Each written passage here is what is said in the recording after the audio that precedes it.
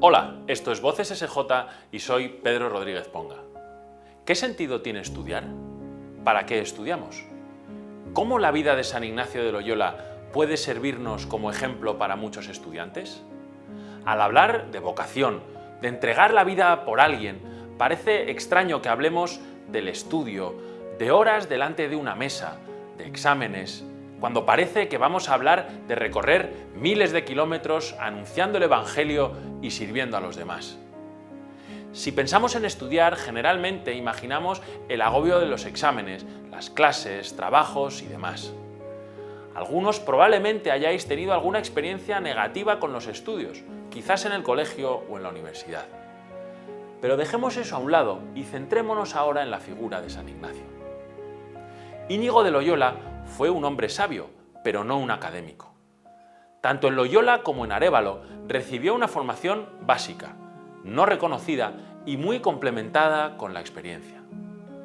Tras su conversión y paso por Manresa, consigue terminar su peregrinación en Jerusalén, aunque ésta no durará todo lo que deseaba y tuvo que volver a Barcelona en 1524, donde decide comenzar a estudiar de manera más sistemática y organizada. Imaginaos lo que supuso para un hombre de 33 años de edad de aquella época retomar el estudio con compañeros de clase muchísimo más jóvenes que él, incluso niños. De Barcelona, donde consigue el nivel de latín necesario, pasó a la naciente Universidad de Alcalá de Henares y después a la prestigiosa Universidad de Salamanca. Pero en ambas ciudades tenía tantas ocupaciones de todo tipo que no pudo concentrarse en el estudio. Estaba dividido.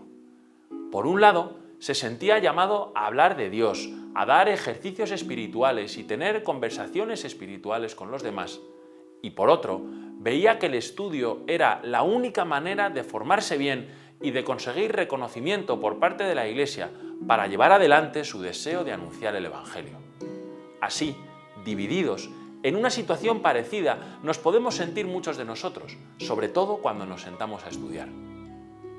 En 1528, vistas las dificultades que tuvo en Alcalá y en Salamanca, Íñigo decide marchar a París y dar de nuevo otro cambio en su vida, consciente de que ahora sí debía estudiar en serio, con las menores distracciones posibles. Comienza cambiando su nombre de Íñigo al de Ignacio, con el que se inscribirá en la universidad.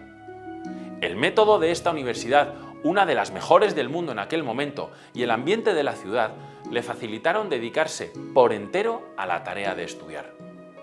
En las constituciones que escribió como superior general de la Compañía de Jesús años más tarde, escribió que el estudio pide el hombre entero. Esa fue su propia experiencia, es decir, que se trata de una misión exigente. La etapa de estudiante de Ignacio nos recuerda que mientras estudiamos hemos de tener siempre en el horizonte a Dios. Debemos dejar a un lado otras actividades que, aunque buenas, nos distraen del objetivo del estudio, la búsqueda de la verdad y el servicio a los demás. Sin embargo, su compromiso con el estudio no le impidió hacer auténticas amistades con otros, como Francisco Javier y Pedro Fabro, junto a quienes fundaría la compañía años más tarde.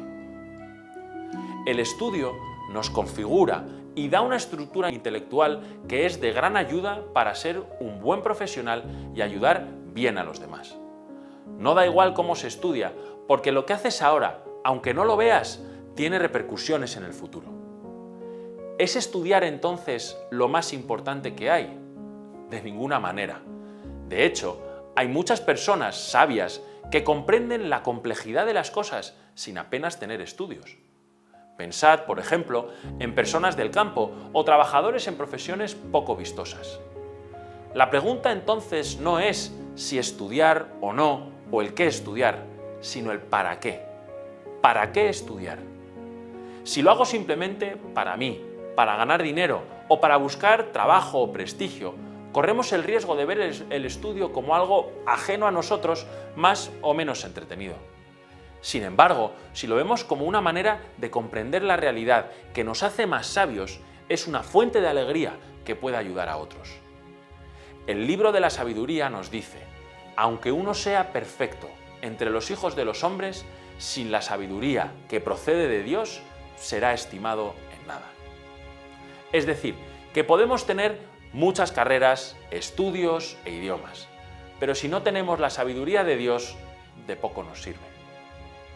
En el documento fundacional de la Compañía de Jesús, llamado Fórmula del Instituto, San Ignacio dejó escrito que para ser admitido en la orden recién creada, los candidatos debían ser hombres del todo humildes y prudentes en Cristo, señalados en pureza de vida cristiana y en letras. Esto que San Ignacio dijo de los jesuitas es aplicable a la manera de estudiar como cristianos. Estamos llamados a vivir nuestra formación y la adquisición de conocimiento con humildad. Es importante estudiar con rigor y seriedad, pero el estudio debe ir siempre acompañado de virtudes cristianas, entre las cuales destacan el amor a Dios y a los demás.